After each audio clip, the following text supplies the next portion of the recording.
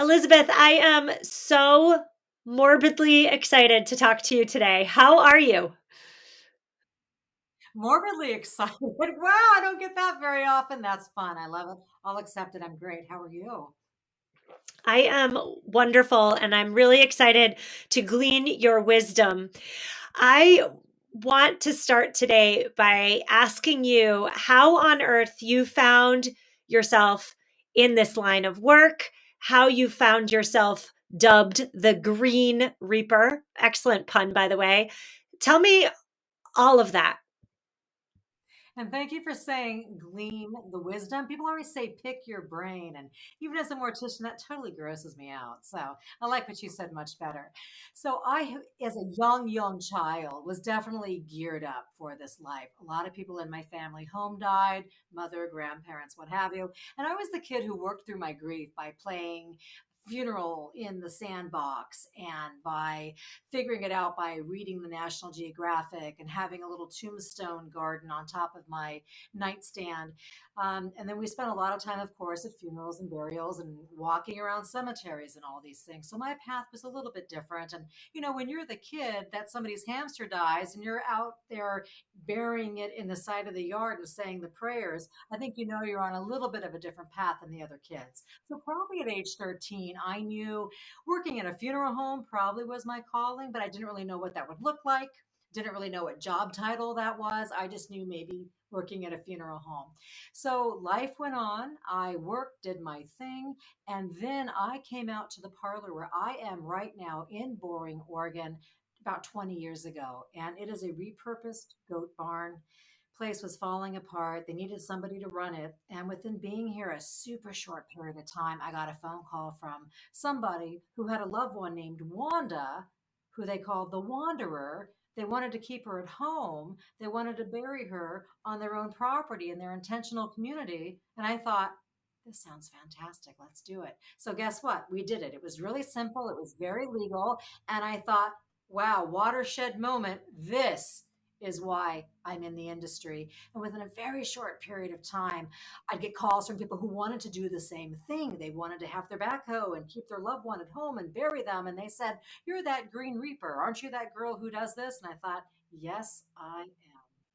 So when I was younger, I thought my calling to be an undertaker was because so many people died and I was walking this strange path. But what I really realized is the green undertaker is where the calling really was. Being in the environment, helping people save money, doing things their own way really was the full embodiment of the calling and being really, I guess you'd say, a sustainable minimalist. So let's talk about a traditional end of life. Traditionally, people tend to go here in the United States one of two routes: either a traditional burial in a coffin in a funeral home, which, by the way, according to my research as I prepared for this episode, that can run Americans anywhere from between seven and $10,000. And then the second route is, of course, the cremation. And so I'm hoping today we can start our conversation by you telling us about the environmental impacts, the negative impacts of these two commonly held end of life practices. We tend to not really think about how the planet is impacted by our end of life choices, but the planet is impacted. So tell us how. I think people just decide to do what family has routinely done, or maybe what their ethnic heritage dictates, the neighborhood dictates, maybe what their pocketbook dictates. And that's what we do. So, routinely, we have people who've wanted to be in a casket, maybe be visited, maybe go to a church, go to a cemetery. People naturally assume, well, you have to be embalmed and you have to buy the expensive casket and you have to go ahead and have the big tombstone and the whole thing. Well, cremation has come along and become very popular. Cremation is about 50% through the United States, which I think is surprising to some people. On the West Coast, it's up to 80%. And the reason why, it's economical. People don't always have a burial spot or a church they belong to. And for the longest time, it was held the thought was, well, it's environmental because I'll just scatter myself to the wind, or I won't take up a grave space. I'll just have ashes and they'll just stay on my mom's coffee table. And that way I'm just not wasting any room on the planet. Well, the cremation process itself is a bit of a problem. There's a lot of fossil fuel that gets used to heat up the crematory oven to 1800 degrees and maintain that heat for about 3 hours. You can think about all of the fuel maintained for that. Also, everything inside you goes out the little chimney smoke and floats around the universe. So, if the funeral director didn't catch that pacemaker, that lithium battery is going to explode, and we have bad stuff floating out there in the universe. Radioactivity, really, that's what that is. Also, whatever's inside us, anything that's filled our teeth, our polyester clothes, whatever it is, goes up. And what goes up, as we know, must come down. And so all of that that floats around, the rainstorm, the wind comes and it goes down to the earth. And what's inside us, again, it gets in the streams and it gets in the crops. And it's that cycle of life that isn't so healthy and so great. So that's a little bit of a problem. Also, the cremated remains, they're high in salt. They don't biodegrade. They aren't a pH balance. So if you decide you're going to make a tree out of them or you're going to sprinkle them on a rose bush or something, you're going to kill that plant. It doesn't work that way. It's going to leach all the nutrients out of the soil. So cremated remains do not add to nature, they don't add to the soil, unfortunately. So those are just some of the things people need to know if that's a choice. So now in 22 states, we have an aqua cremation. We have a water based cremation where your body is in sort of a Star Trekky stainless tube. It's now your body is in sort of a Star Trekky stainless steel tube. Nice, gentle water bath happens. And afterwards, you have a skeletal system, which is just really soft and porous. Those bones are made smaller into ashes, and family can have those ashes, but those ashes are balanced with the pH. Those aren't actually the embers from a flame. It's a different process. That water also can be given to a family to use in their sprinkler system or to put in their non edible garden. Also, that water, any of that that goes down the drain into the sewage system, completely neutralized. And the carbon footprint of that process is super, super, super, super low. So, a little bit of a better choice if you find yourself wanting a cremation. When you talked about the burial, there's other ways to have your burial. You can still go to a church, you still can have a visitation, you still can be in a casket or an alternative container, but it can be environmental, it can be less expensive, it can be sustainable. Lots of options out there. So let's talk about that. I want to talk about the options, but want to back up a step or two and talk about, well, what's so bad with putting ourselves in a fancy box that's lined with a silk pillow, that our bodies are embalmed so we look halfway decent when our loved ones come and say their final prayers over our bodies? What's so bad environmentally, aside from the financial aspects? What's so bad environmentally about, putting our bodies in that box and embalming us for the planet? And I like the way you say what's so bad environmentally, because spiritually or ethically, if that's what a family wants to do, absolutely fantastic. My job as a licensed funeral director is to provide the options. I'm a green mortician, and even though my bent is to be sustainable, I still provide all the options. So when families do ask things and say, is this environmental to do this? Then I can open that door a little bit and give some education so they can make an informed choice, because that's really what that is, caring for their loved one and then maybe choosing what's better for the planet too is great as well. So if your body is embalmed, it's full of formaldehyde, it's full of formalin, it's full of lots of chemicals. It's going to be going into a casket which probably is made out of metal or wood with lots of varnish and lots of chemicals. And then you're going to be put into a gray space in the ground, which most likely has a concrete liner or has some sort of polypropylene grave box.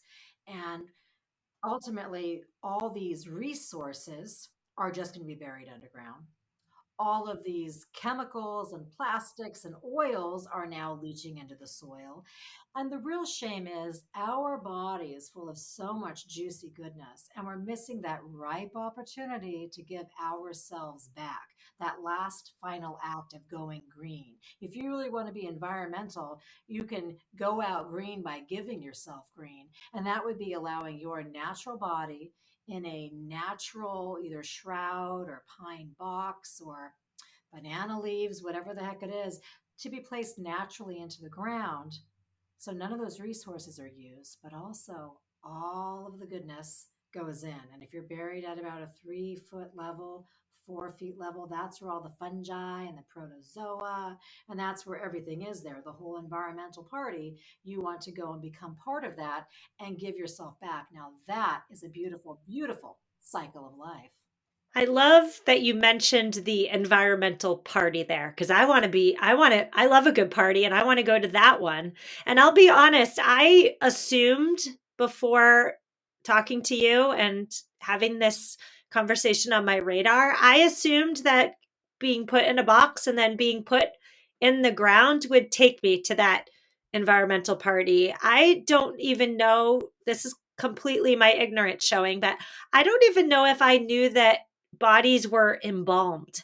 And so I want to talk about that for a moment. I mean, putting yourself in a fancy box made of rare wood, that doesn't sound environmentally friendly to me. The concrete that goes into the ground to hold the box, like that doesn't sound environmental to me. But let's zero in on the embalming for a minute. What is Why do we do that? Why are we embalming bodies? What is the purpose and use of formaldehyde? Tell me all of that. I'm just really curious. I'm glad you asked because it's a fantastic idea to know about. Also, it's why the funeral industry started. So, what we used to do is somebody would pass away, we'd keep them in the front parlor of the house. The women, either in the family or the church or the neighborhood, would come together and tend that body. They would clean it, bathe it, they would dress it, maybe make some food. And people would come and spend their time, and the person would be able to slowly go off into the ethos from just being there in the home. And then little by little, the men would put them maybe in a box that they made, bring them out to the yard or the churchyard, and we would have a natural burial. So that really is the traditional burial concept and structure. Super simple, super inexpensive, very community oriented, centered, all about love, right? So what happened was back in the 1830s, there was some tinkering around with some, I guess you'd call it now, modern day embalming fluid. There was some arsenic and some mercury and some things. And when the Civil War happened in the 1890s, there's a lot of boys who died out on the field, and families wanted to bring them home to give them that home burial or that churchyard burial. But we had to get the boys back home. So there was a transportation issue, and that was a train. So putting someone who died in battle on a train in a boxcar and getting them back up to their state, we needed some sort of refrigeration. Well, that was an issue too. Ice only works so well. So, those doctors who came up with the original method of embalming really perfected it in the field to get everything going with the soap and the water and the arsenic, and made this formula that would actually hold the bodies together. When Abraham Lincoln died in 1865, he was so revered. He was so loved. Everybody wanted to see him. He had this huge funeral train procession. And if people haven't seen this, I really encourage you to look. It went through 12 different states and 1,800 cities, and this thing was huge. But he was embalmed, and he was in a casket that could get lowered from the train into his hearse, and that funeral caisson would process someplace. He'd be unloaded. People can walk past him and see him. So that really put embalming on this huge center stage of something that could happen. Well, what happened is the war ended, and boys decided to go to school and they learned how to embalm. So we had licensed funeral directors. And then we had funeral homes. And rather than keeping somebody in your front parlor, we had the funeral guys who would come to the house and the undertakers would come take you away and undertake you. But how we changed this is we made it fancy now. And so rather than the local craftsman or the neighbor, we had different kinds of wood and different kind of embellishments on the caskets. All the cabinet makers got in the game. And then we had a body that was preserved, and we could show the body longer periods of time. And then little by little, you can imagine we had the memorial park with the sexy green grass and the upright headstones, and everything got bigger and better, so to speak. But the funeral industry became huge. And what's happened is the baby boomers, the people born between 46 and 64, were starting to make decisions for their parents. And now all the baby boomers are starting to leave our planet. They walked a green life. They recycled their bottles and cans, and they wore their Birkenstocks and brought their bags to the store before it was cool to bring your bags to the store. They walked a green walk. They want to have a green death. So, this is really in the zeitgeist of doing it yourself, making it simple, and taking out all those really unneeded expenses.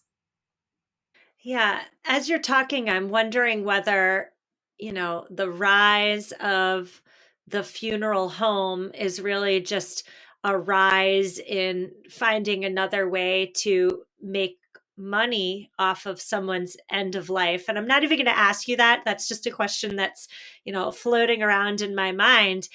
So walk me through a green burial. I never heard of one before, but I think I want one. What's a green burial?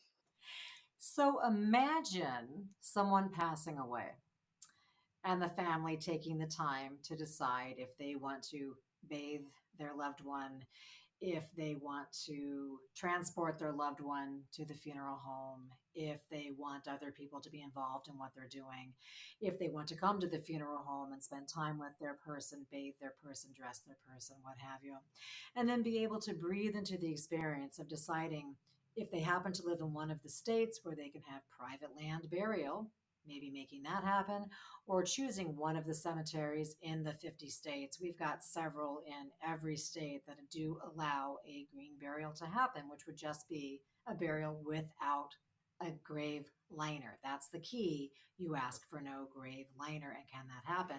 Then you can have a green burial. So we would bring somebody to a cemetery or to a natural burial ground or a conservation burial ground and take the time, lower them either gently into the space or put them on a lowering device. The casket they would have could be a sheet off their bed with a board underneath them, or it could be a cardboard box that people in the family took time drawing on with their non toxic markers and maybe decorating it with flowers and leaves or what have you. Somebody could be in a shroud. Somebody could be in a natural pine casket or an eco pod, something made out of paper mache. There's just so many just succulent and wonderful, wonderful options for this. It's quite sumptuous when you can think about all the choices of fabrics and things you could be wrapped in. And then the person will just gently lower into the ground. Family can take their time with handfuls of earth, replacing the soil or maybe using a shovel. They can take their time, they can talk, they can whatever they want to do. They want to have some intention, sing, be in peace, be quiet. And then after the grave is filled or partly filled or whatever they're comfortable with, kind of sit and talk and think, and kind of one by one, everybody sort of peels off from the grave and naturally moves on to wherever they're going to move on to next. So it's really allowing people the choice to do things themselves, do whatever is legal in their state, and make a lot of their own choices. And when someone can make their own choices, people tend to migrate towards something which is going to be low impact. People will say, well, rather than buy a shroud, can I just make a shroud with some fabric? Sure. Can I put somebody in their favorite cotton dress? You betcha. Can I do something else? Can we figure out a way to all carpool together in a caravan? Sure. So it's really neat how people can really take their time and do something very individual rather than coming into a funeral home and being told, this is our package, this is what you do, these are the caskets you choose, we're going to the church at this time, we're doing the burial this day, and then you're over with, and that's it. It's really you being able to maybe honor the person, how they live their life. Hmm. That all sounds so wonderful, Elizabeth, but I have a lot of clarifying questions, and I'm hoping we could go through them one by one. The first is you mentioned the grave liner. I'm assuming that would be the concrete liner that lines the hole in the ground. If I wanted to have a green burial, if I wanted my loved ones to wrap me in a sheet, let's say, or a cotton blanket, let's say, and put me in the ground without a grave liner, would my cemetery down the street adhere to those wishes, or are there state laws in place that are going to say, no, no, you can't do that? Well, the beauty is there's no state law. Green burial is 100% natural, but the cemetery has the right to designate what they want. So the cemetery might say, great, you can be wrapped in your sheet, but we need a sturdy board under you. But you're not really going to be touching the earth because we need a concrete liner around you, or we need you to get something made out of another fabric to do that. Some cemeteries say you have to use a standard casket. We don't want any of this homemade stuff. We want a standard casket. So, what I tell people when they're interested in this and burying on their private land, if it's not legal or not interesting to them, call a couple of your local cemeteries. And rather than say, can I do a green burial? Because they might say, what in the heck are you talking about? Ask them, can we have a burial in your cemetery without a grave box or without a grave liner? And some cemeteries are so thrilled you're just coming to buy a space, they could care less. A lot of the smaller cemeteries, they might run it by their board of two people and say, yeah, sounds good. Some people say, no, this is how we do this because we want to run heavy equipment across the graves. We don't want anything to sink. We don't want to backfill anything. We don't want any wavy, gravy funkiness. We want it all to be pristine and beautiful, and we don't want any of that. And then you can make a choice of what to do. You might not be able to fully have your green burial, but you still can have a body that's not embalmed. You still can decide that maybe you're all going to carpool, or maybe you're not going to have cut flowers, but you're going to maybe have some native plants, some succulents. Maybe you're going to stand around and you're going to have some sort of pamphlets or memorial folders, and you can print those on recycled paper. There are shades of green that can be used and incorporated for pretty much everything. Hmm.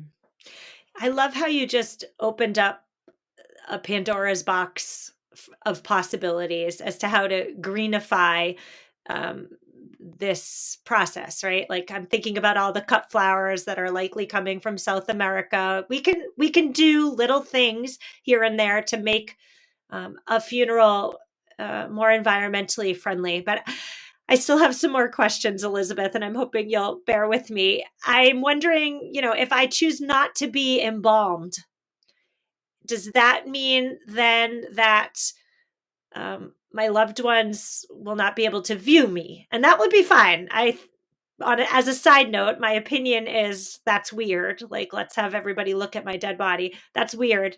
That's my opinion. But also, like, would my body smell if I'm not embalmed? These are great questions, and this is what really the average person doesn't know. So, if you don't want to be embalmed, people can still look at you. But there's a couple situations where that won't be the case. If you've had an autopsy, for instance, there needs to be some sewing, some stitching, what have you. We really need to sort of put you back together and preserve you. If you've possibly have had tragic situation, there might be a little bit of work that needs to happen.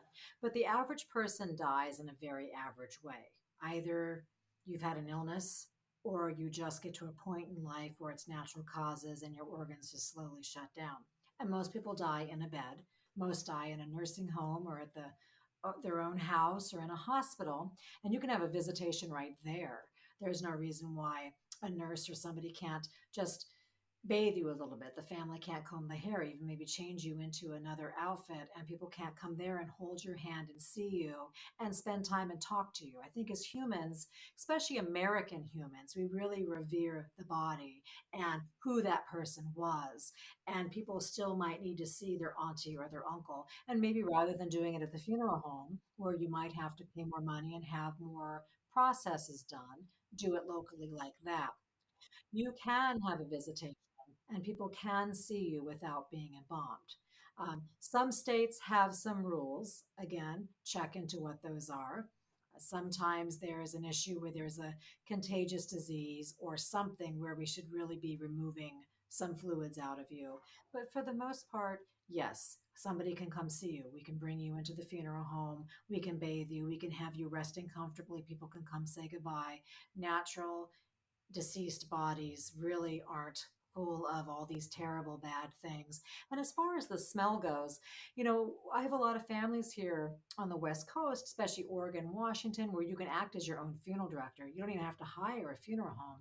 People like to keep the person at home for a couple days before they drive them to the crematory or drive them to the cemetery or bury them in the yard or whatever they're going to do. And what I tell people about the odor factor is a lot of times after somebody passes away, sometimes a bowel movement will happen, but that can be whisked away and someone's fresh as a daisy again. Also, is it 100 degrees out? Is the person riddled with chemotherapy? All these things that happen. But normally, if you have somebody who's slowly dying under hospice care, at home, aren't they being bathed? Aren't they having their clothes changed? Aren't they being loved and tended to? Yes. So why wouldn't they when their heart stops beating? They're still that person. They're still there, and your body doesn't immediately do anything crazy. So you definitely can have some time. I'm sure I have some listeners listening right now, and they're thinking to themselves, this all sounds lovely, but what's the cost? What's the price tag? How does the cost of a green burial compare to that of a traditional one? And I alluded to earlier, the cost of a traditional one, in my opinion, is through the roof. But usually, eco conscious products, services, etc., cost more. So, how does a green burial compare to the traditional funeral and all of the actions that associated with that? And let me say that again. How does a green burial compare with a traditional burial in terms of cost? So it's really all over the board. And the reason why I say that is you can be very inexpensive as far as choosing a sheet or choosing a very simple casket or choosing an alternative container, which isn't expensive. But you might go to a cemetery and decide we want the hilltop with the glorious view of the mountain range. And yeah, that grave might be $10,000. So keep that in mind. Just because it's a natural grave and there isn't a liner inside, somebody still has to prepare the space. You're still buying property with a deed that's held in the county. So there can be a lot of different choices with which cemetery are you going to. If you're in a rural cemetery, a pioneer cemetery, small town cemetery, that's most likely going to be a lot less expensive than if you're doing something inside the city limits. I'm in the town of Boring, Oregon, which I never get tired of saying it. I love every joke. No one's ever really stopped me yet, but Boring, Oregon. I'm 20 miles from Portland, Oregon, which is a huge mecca of a city. And the graves out where I am are probably a third of the cost of the ones out in Portland. Something to consider. But you want to know what can be super inexpensive? Where I am, I happen to be in a county. I'm in the rural part of a county in the state of Oregon that says, yes, you can bury people in your yard. So I have families who have the luxury of having somebody die at home. They can keep them at home because some people say, I want to die at home, but you get rushed to the nursing home or the rehab or the hospital, and you don't always get that wish. But let's say someone dies at home. You can keep them there, tend to them there. Even if the funeral home is involved, we can just take care of just helping you strategically place ice or do whatever. We can get a death certificate typed. You can actually have somebody go and prepare the space in the yard. And then when you're ready, we can take the person and put them in the yard. Think about how inexpensive that is. A little bit of paperwork that either the family does or the funeral home does, maybe some gas for the backhoe or maybe some pizza for the guys with the shovels. That's really not going to be a lot of cash at all. So you can definitely have your village, have your tribe, have your group get involved and do things. Or you can hand it all over to the funeral parlor and say, here, you do everything and just let me know what the bill is for that. Or you can say, sometimes what I have with families is they say, we want to do everything ourselves, but after caretaking somebody, we're going to be exhausted. And can you just maybe bring mom back to the funeral parlor, clean her up, maybe provide some cooling? And then when the space is ready, either at the cemetery or the house, bring her back. You bet. So there's ways that funeral homes can do just little bits that the family doesn't want to do. So ask the questions, do the research, watch the videos, check my book out from the library. Don't take down a tree for my book. Get a used copy or get it from the electronic webs there, and figure some things out. That's there's a lot of options out there, and you don't know the questions to ask if you really don't know what the heck any of this is. Yes, you bring up such an important point there, which is that when someone we love dies, either they have their wishes laid out for us or they don't.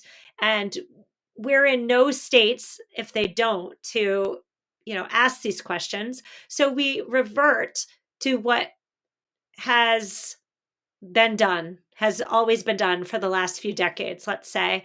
And I love how you're saying ask the questions because there are alternative ways. I want to bring this conversation back to where we started. At the beginning of our conversation, Elizabeth, you had mentioned, I'm not sure the correct term, but it was essentially a water cremation. Can you talk to me a little bit more about that? Um, just tell me all the things because it's speaking to me. Sure, absolutely. So there are three very environmental things to do with the body. We call them forms of disposition. And I'll go through the three of these that are besides the natural burial. So the aqua cremation or the biocremation or the water dissolution. There's so many names for this thing. And this is a machine that you can use instead of the hot fire and the flame of the standard cremation. It tends to cost a little bit more because every funeral home doesn't have one. They'll need to contract with the building that has one. But if you're interested, look up alkaline hydrolysis or look up, aqua friendly, eco friendly cremation, and you can learn about it. And you can ask the questions. And if this isn't legal in your state, there's no reason why you can't cross the state lines, funeral home bring you there, or if you can transport your own person and do it that way and make this process happen. Something else that we do that people aren't always aware of is a full body burial at sea. That's something you can do. Now, if you're landlocked, if you're in Indiana and you're deciding, well, I'll just get my body on an airplane and ship it out to Oregon, and those good folks will do it, we've got to think about that. The ratio of the carbon and the air flight and all that might not be the most eco friendly. But if you're here in Oregon, we just drive you out to the coast, get in a boat. We're 3 miles off the coastline. You go down and you become one with the fishes. And some people love that idea. That idea scares the heck out of me. I think one of the scariest things is when you watch a documentary on the Titanic and the divers are going down, and then you see the shipwreck on the bottom of the ocean. I can't. I just can't. So that's probably not the choice for me, but that's why there are so many choices. And then another option, natural organic reduction. This is legal now in 6 states, Oregon being one of them, also New York and California and Washington, and also in Colorado, Vermont. And this is something where you can be composted. And this really speaks to people who are gardeners or states where you can't have private land burial, but you can be composted and then you can take that mulch, you can take the compost and decide to plant something, do something with it, donate it someplace, have a localized tree supported by it or something like that. So natural organic reduction. It's a good one. Another option. I'm looking into it. Vermont's my neighbor, so yes, I'm there.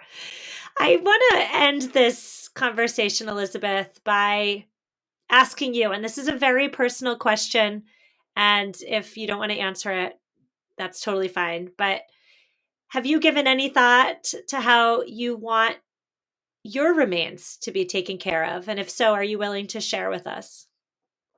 Yes, that's a great question. So there's a two-parter. One is my beloved father passed away somewhat recently, and he was a huge fan of what I was doing. And he said, Liz, I want one of them green burials, make it happen. And he was a devout Catholic. So the story I love to share about him, he wasn't embalmed. He was in the natural fabric suit he wore to my college graduation 30 years ago. He was in a natural casket. We went even downtown Portland, and the Monsignor gave all the blessings at the cathedral. We went in the hearse and then went to the Catholic cemetery and had a green burial. There you go. Pope Francis loves natural burial, so there's an option. So I have a space next to him at that cemetery. So I technically could do that if that's a choice I want. But really, what it comes down to is my husband and I have a 15-year-old little girl, and actually, we named her Sophia. That's the Catholic patron saint of widows and widowers. So she grew up in the funeral home. So it all goes hand in hand. It's really up to whatever she wants to do. She'll be left behind, and she'll be a young lady or a girl or what have you without a mommy. So whatever is going to make her comfortable. And I remember hearing about Courtney Love, and she cremated Kurt Cobain, and she had his ashes in this teddy bear backpack, and she trekked all over Europe, and ashes were kind of spurting out and all these things. And it's not my favorite concept, probably not what I really want to do. Doesn't really speak to me, but I want her to do what she's the most comfortable with, which probably will be putting me next to Pop Pop and having that burial there on that hill. But anything she wants, hopefully not the bottom of the ocean. Okay, Sophia? I don't really like that idea. I'll let Sophia know if she doesn't listen to our conversation. I just want to say too, you mentioned Courtney Love and Kurt Cobain. I learned again through my research for our conversation that scattering even the smallest amounts of ashes can be hazardous in delicate environments. I had no idea. I thought that would be, returning human matter to earth, but that's not necessarily the case depending on where you're planning to scatter them. Tell us, Elizabeth, about your book, about where my listeners can find more of you and your important, very important work. Thank you. So I wrote the book, the Green Burial Guidebook, because a publishing house came to me and said, "Is this something you can do?" Because is this something that I was talking to people about? I was doing it, and the people were coming to me and calling, and I was getting calls from all over the place. And so my literary agent said, "Yes, let's make this happen." So thankful. That can be found at libraries everywhere, or yeah, find it used or get it on your Kindle or Fire Starter or whatever these things are. I don't have one of those. Fire Starter, Fire Stick, something or other. Anyway, and then from there, I can be found on Instagram. I'm at Elizabeth Green Reaper.